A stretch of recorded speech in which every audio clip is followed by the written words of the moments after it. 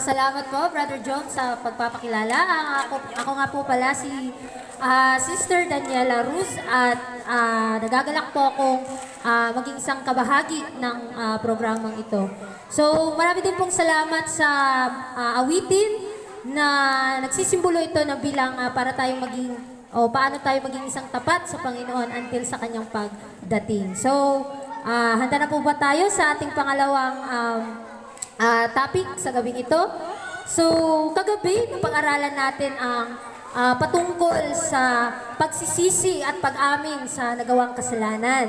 So, once na tayo nagsisi at inamin na natin yung mga nagawa nating mga kasalanan, tayo na po ay hahakbang na ulit sa pagtatalaga at pananampalataya kung paano tayo tatanggapin ng Panginoon. So, ang topic po natin ngayong gabi ay consecration, faith, and acceptance. So, ang ating mga napag-aralan sa mga nakaraan pang gabi is parang hakbang yan kung paano tayo sa unang aspeto, kung paano tayo maging malusog, at sa pangalawa ay kung paano tayo lumakad na maging malusog tayo spiritually. Ano? So, sa unang slide, nasabi dyan kung paano tayo magtatalaga sa Panginoon. Sa Romans 6 verse 13, sinasabi dyan na, at huwag din naman ninyong ihandog ang inyong mga sangkap sa kasalanan na pinakakasangkapan ng kalikuan, kundi ihandog ninyo ang inyong sarili sa Diyos na tulad sa nangabuhay sa mga patay at ang iyong mga sangkap sa pinakakasangkapan ng katwiran sa Diyos. So, very clear po na sinasabi dyan na kapag tayo ay mga patay na sa kasalanan at isinurrender at tinalaga na natin ang ating buhay sa ating Panginoon, kinakailangan na yung mga nakaraan nating mga pagkakamali at mga kasalanan ay hindi na natin babalikan yun dahil nga kapag hiningi na natin ng kapatawaran ang ating mga kasalanan, totally na patatawarin tayo at hindi na natin yun gagawin. But nasa process po, especially yung character building, yung paano natin, yung ating character talaga, no? Nasa proseso po. Kaya ang gusto ng Panginoon sa atin na kapag sinurrender at itinalaga na natin ang ating buhay sa Kanya, kinakailangan na yung gawain natin noon ay hindi na natin gagawin, na ito'y parang gumagawa tayo para sa kasalanan. Ngayon, nananawagan ang Panginoon na tayo ay mga patay na sa kasalanan at tayo ay maging kasangkapan sa katwiran dahil gusto ng Panginoon na habang tayo nabubuhay dito sa mundo ay maging gusto ng Panginoon na tayo ay mapabanal. Ano? Next slide. Sabi dyan sa Psalms 4 verse 3, ngunit talastasin ninyo na ibinukod ng Panginoon sa ganang kanyang sarili ang banal. Didinggin ng Panginoon pagka ako'y tumawag sa Kanya. So, ang Panginoon mga kapatid, tayo ay tinatawagan ng Panginoon na tayo lumapit sa Kanya. At gusto siya na mapabanal tayo sa ating mga pag-iisip, sa ating mga salita. At higit sa lahat, kapag tayo tatawag sa Kanya, kapag tayo ay lalapit sa Kanya na talagang parang makasalanan talaga tayo, i-accept natin, tanggapin natin na tayo ay nagkakasala at didinggin tayo ng Panginoon kapag tayo ay tatawag sa Kanya, So, next po. Sabi dyan sa Matthew 11:28, magsiparito sa akin kayong lahat na nangagpapagal at nangagbibigatang lubha at kayo'y aking papagpapahingahin. So, isa din po itong panawagan sa atin. Sino ba dito ang nagpo-problema sa kinabukasan? Kung ano man yung mga kabigatan ng ating saloobin, hindi natin, o walang kagamutan ang itong nasa saloobin natin. Ngunit, ang Panginoon nananawagan sa atin na magsiparito tayo o magsiparito tayo sa Kanya upang tayo ay bibigyan ng kapahingahan. Kasi itong kapahingahan na gusto ng Panginoon na ibigay sa bawat isa sa atin, hindi natin ito makikita o hindi natin ito mararamdaman dito sa mundo. Kasi nga, punong-puno tayo ng problema, So, kinakailangan na tayo ay lumapit sa Kanya na kung ano tayo, tanggapin natin siya na bilang ating tagapagligtas at bibigyan niya tayo ng kagalakan at kapahingahan.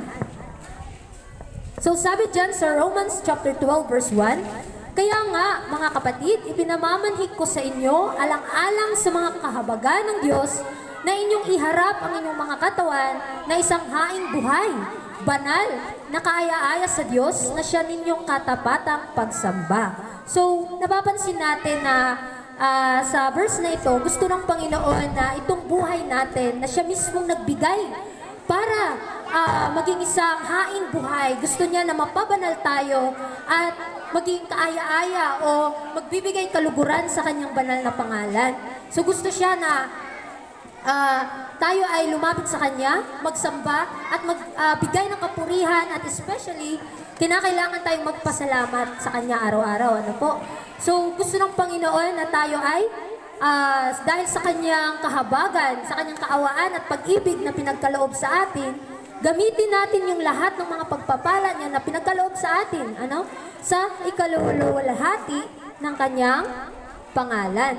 So, sabi pa dyan sa 1 Peter chapter 2 verse 9, datapwat kayo'y isang lahing hirang, isang makaharing pagkasaserdote, bansang banal, bayang pag-aaring sarili ng Diyos upang inyong ipahayag ang mga karangalan niyang tumawag sa inyo mula sa kadiliman hanggang sa kanyang kagilagilalas na kaliwanagan. So tayong mga tao ngayon, nalalaman natin na noon, alam natin yung mga binubuhay natin noon, so hindi pa natin kilala ang ating Panginoon, na talagang nasa kadiliman pa tayo. Alam natin dito sa mundo is napakadilim dahil sa kasalanan. Ngunit tayo ay pinili ng Diyos, hindi tayo, hindi siya ang pinili natin, kundi siya mismo ang pumili sa atin upang maging kanyang hirang at isang makaharing saserdote at bansang banal. Ano po? So, kinakailangan po na makikipag-cooperate lang po tayo sa Kanya kung ano po yung Kanyang sasabihin at ano yung Kanyang kalooban, yun po ang ating susundin. So, sa Colossians chapter 3 verse 17, sabi diyan, at anumang inyong ginagawa, sa salita o sa gawa, gawin ninyong lahat sa pangalan ng Panginoong Hesus na nagpapasalamat kayo sa Diyos sa pamamagitan niya. So, nalalaman natin sa mga nakaraan nating pag-aaral na dahil sa pag-ibig ng Ama sa langit, pinagkaloob niya sa atin ang kanyang kaisa-isang anak at sa pamamagitan noon, lahat ng pagpapala ay kanya nang ibinuhos sa atin. Ano po? So, kinakailangan na lahat ng binigay niya sa atin, ang lahat na ating naangkin, mga talento, especially itong ating hininga, lahat ng pagpapala na pinagkaloob niya sa atin, ay gamitin po natin sa kanyang kaluwalhatian. At sa lahat ng ating mga ginagawa, sinasalita, kahit sa ating mga pag-iisip, kinakailangan na magbibigay pagpapasalamat at ikalulugod sa kanyang banal na pangalan. So, tayo na po ay dadako sa pananampalataya. Ano po? Napagtalakay natin yung pagtatalaga o paano natin isusurrender ang ating buhay sa Panginoon. Ngayon po ay paano tayo manampalataya sa Panginoon. Sabi dyan sa 2 Corinthians chapter 5 verse 7, sapagkat nagsisilakad kami sa pamamagitan ng pananampalataya, hindi sa pamamagitan ng paningin. Nalalaman natin, some scientists mga kapatid, na sinasabi nila, see is to believe, ano po, na kinakailangan pa nilang makita ang isang bagay bago pa sila maniwala kung totoo ba talaga ito. Ngunit bilang Kristiyano, nakilala si Kristo at mas kilalanin pa natin siya sa pamamagitan ng pananampalataya, kinakailangan nating maniwala na siya talaga ang nagligtas sa atin at kinakailangan din natin siyang tanggapin. Ano po? Sa pamamagitan ng pananampalataya.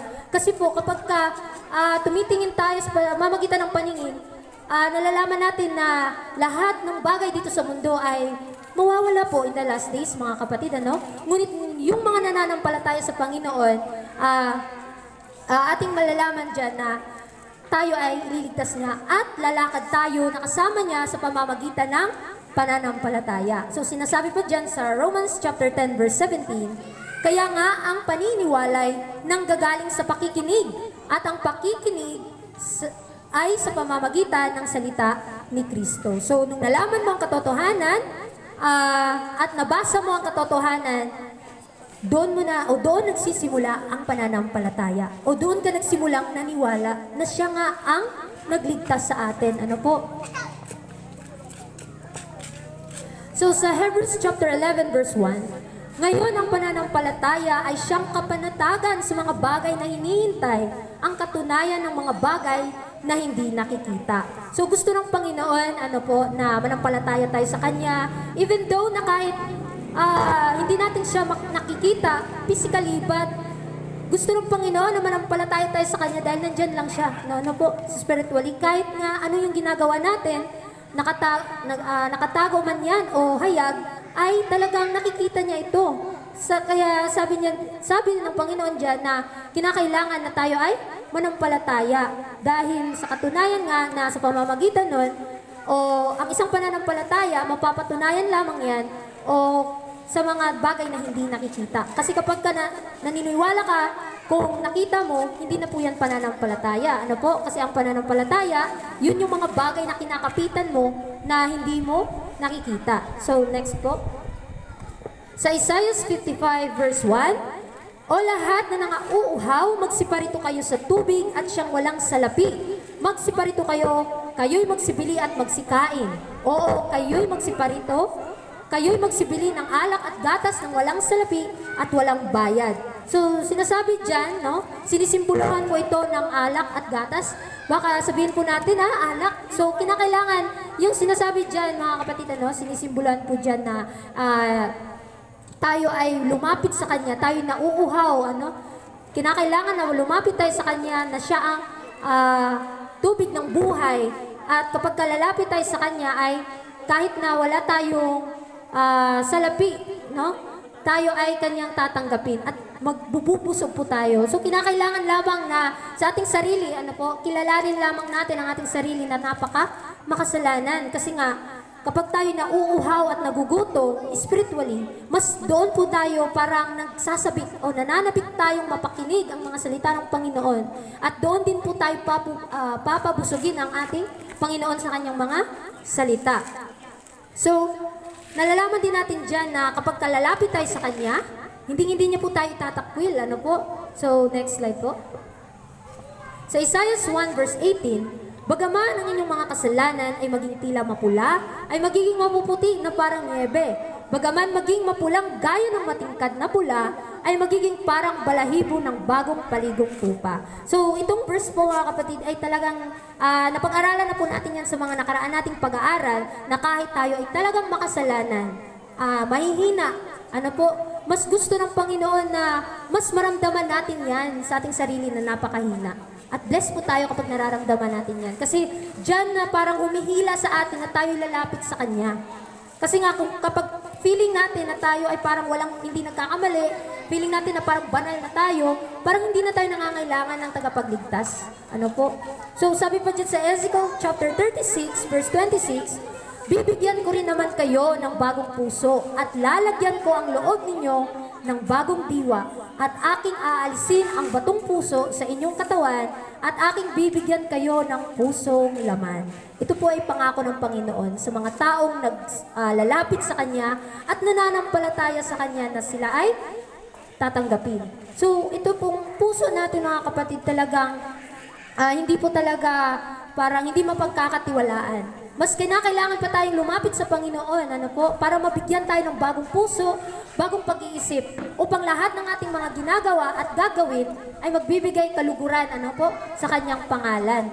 At talaga naman na ang ating buhay, kapag inialok at ibinigay na natin sa Kanya ang ating buong pagkatao, ang ating puso't isipan, ay magiging isa tayong kabahagi, ng Kanyang kalikasan. Which is, lahat ng sakripisyo niya ay kapag atin itong nasusubukan, ay doon po tayo pinapatatag ng ating pananampalataya. Sa Ephesians chapter 2 verse 8 to 9, sinasabi dyan, sapagkat sa biyaya kayo'y nangaligtas sa pamamagitan ng pananampalataya. At ito'y hindi sa inyong sarili, ito'y kaloob ng Diyos. Hindi sa pamamagitan ng mga gawa upang ang sinuman ay huwag magmapuri. So, marami ngayon ng mga tao, kahit makikita natin sa social media, na kapag ka may nagawa ng kabutihan, di ba po, ipopost agad. So, parang nagmamapuri sila sa sarili. Ngunit sinasabi diyan na ang kaligtasan po ay kaloob at biyaya ito ng Panginoon. Kasi nga, sa totoo lang, tayong mga tao ay wala po talaga tayong maipagmamayabang sa Panginoon. Bagkus tayo po ay pinili ng Panginoon na kinakailangan lamang tayong manampalataya sa Kanya at sumunod. Dahil ang pananampalataya na gumagawa sa pamamagitan ng pag-ibig, ito po ang nagpapabanal sa kaluluwa. Sa Hebrews chapter 11 verse 6, at kung walang pananampalataya ay hindi maaaring maging kalugod-lugod sa Kanya, sapagkat ang lumalapit sa Diyos ay dapat sumampalatayang may Diyos, at Siya ang tagapagbigay ganti sa mga sa Kanya'y nagsisihanap. Ngayon, habang tayo nabubuhay dito sa mundo, nalalaman natin na para lamang tayong naglalakbay, according sa kanta, no, na tayo ay parang kung ano man yung mga sitwasyon natin dito sa mundo ay lalampas lang po yan. Ano po? Lahat ng mga pinagdaraanan natin may kagalakan at kalungkutan, lahat pong ito ay parang isa lamang story o history sa ating buhay. At gusto ng Panginoon na habang tayo ay lumalakad na kasama niya, ay manampalataya po tayo sa Kanya at magbibigay kaluguran sa Kanya. At habang tayo ay nandito sa mundo, nagpa-practice lamang po tayo kung paano tayo lumakad na katanggap-tanggap sa Kanyang banal na pangalan. So, nagsisimbolo din po ito ng parang naghahanap ng ginto, ano po, na hinahanap natin habang tayo dito nakatira sa mundo, habang tayo naghahanda at habang tayo ay naghihintay sa Kanyang pagparito, kinakailangan din nating hanapin siya ng buong puso dahil tayo din ay makakatagpo sa Kanya. So, sa Galatians chapter 2, verse 20, sinasabi dyan, ako'y napako sa krus na kasama ni Kristo, at hindi na ako ang nabubuhay, kundi si Kristo ang nabubuhay sa akin. At ang buhay na ikinabubuhay ko ngayon sa laman, ay ikinabubuhay ko sa pananampalataya.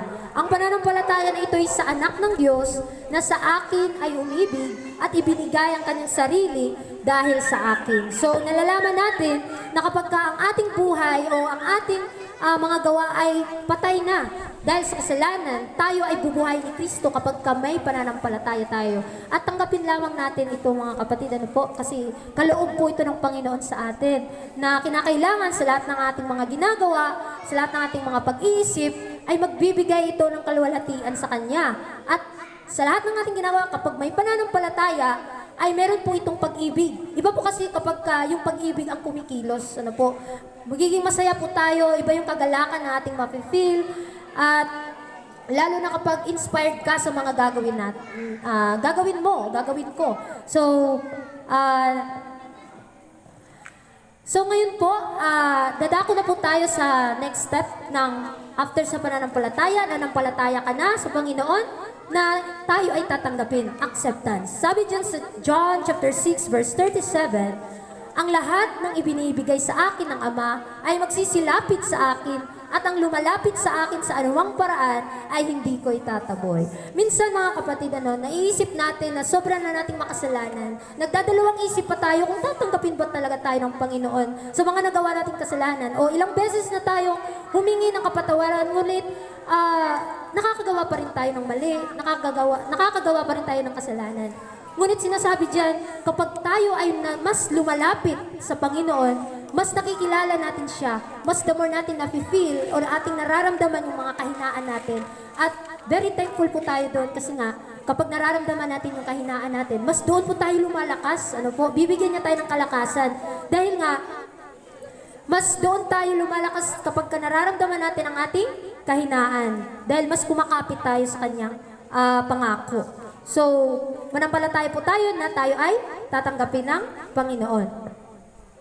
Sa Romans chapter 14 verse 1, datapwat ang mahina sa pananampalataya ay tanggapin ninyo, hindi upang pagtalunan ang kanyang pag-aalinlangan. So, minsan meron tayong mga kapatid na nag-aalinlangan, Huwag po natin silang itakwil. Bagkus bigyan pa natin sila ng mga encourage na mga salita o nagbibigay ng kasiglahan ng loob upang lalo na sa paglapit natin sa Panginoon, Kasi nga, tayo ay isa ding mga mahihina. Ano po?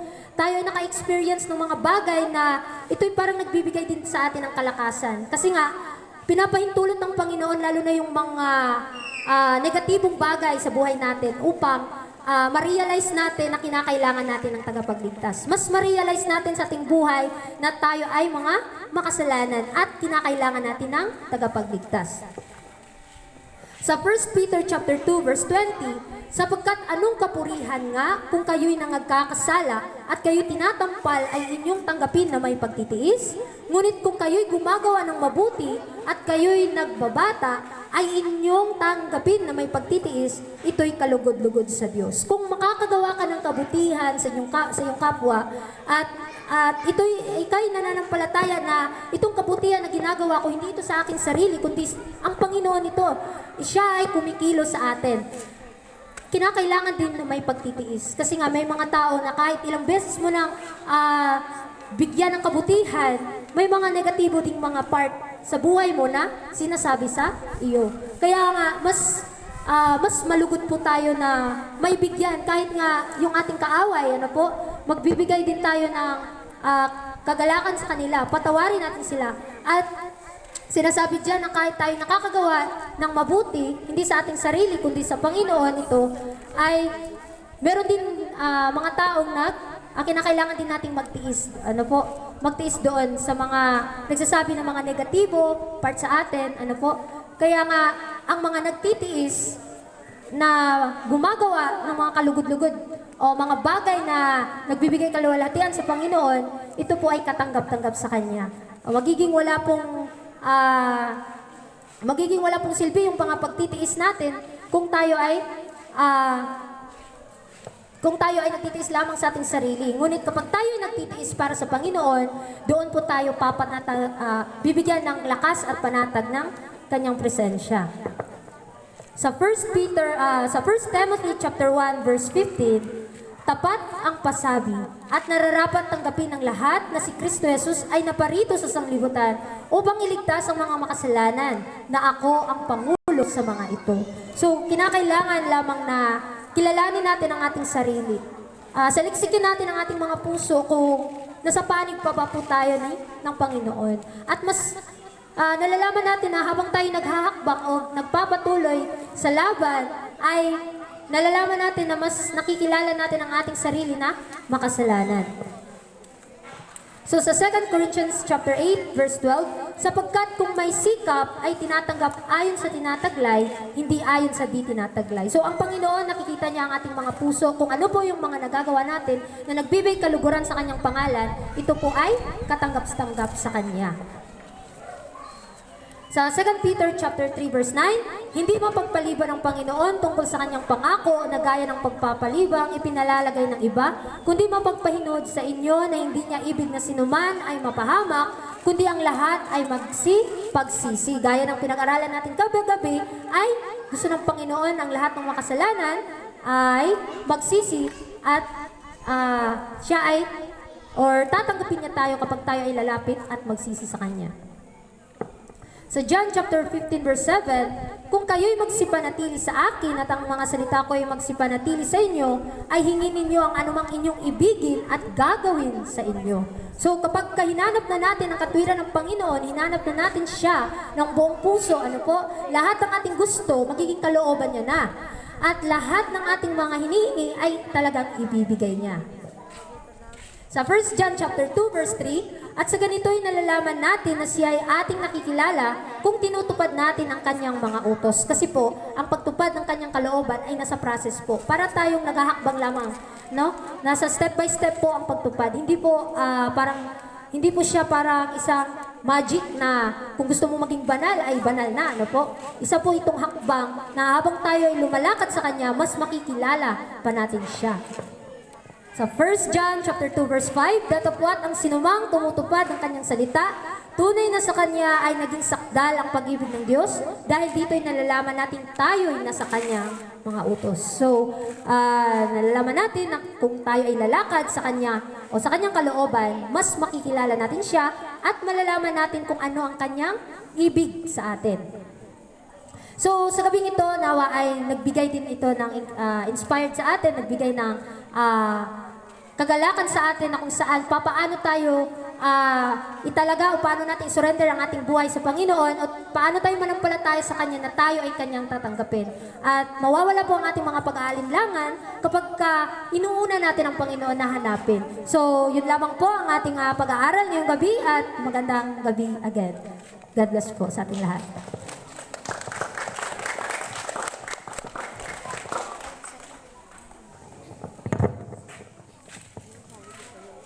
Maraming salamat po sa ibinahagi ni Sister Daniela sa ating lahat. So, sa pag-aaral natin sa gabing ito ay makikita natin kung ano yung mga kailangan nating gawin pagkatapos nating magsisi at pagkatapos na italaga natin o pagkatapos nating ihayag sa Panginoon yung ating mga kasalanan. So, ano po ang pamagat ng ating pinag-aralan sa gabing ito? Consecration, faith, and acceptance. Okay, very good.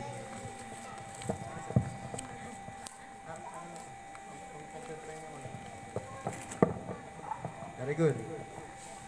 So ano po ang ibig sabihin ng faith o pananampalataya para sa atin na mga Kristiyano? O para sa atin na mga naniniwala sa Panginoon? Ayan, pag-ibig. So may isa pa na isa sa explanation tungkol sa pananampalataya. Ano po? Ang pananampalataya po ay patungkol sa pagtitiwala at paniniwala. Ano po? Kasi ang paniniwala po ay ang ano lang po nun ay believe, naniniwala ka lang na pagka may isang stand na nagsabi sa iyo na kaya kong tumulay sa isang lubid. Ano po? So naniniwala ka lang doon. Pero kung sinabi sa iyo ng isang tao na kaya kong tumawid sa lubid na kasama ka at ikaw ay sumama, ang tawag doon ay pananampalataya o pagtitiwala. Ano po? Na kaya niyang gawin yun na kasama ka. So, pangalawang katanungan po, o pangatlo, ano ang ibig sabihin ng pagtatalaga ng ating mga sarili sa Panginoon? So, ang pagtatalaga po ng ating mga sarili sa Panginoon ay yung way ng ating pamumuhay dito sa lupa ay kinoconsult na muna natin sa Panginoon kung ano yung dapat natin gawin.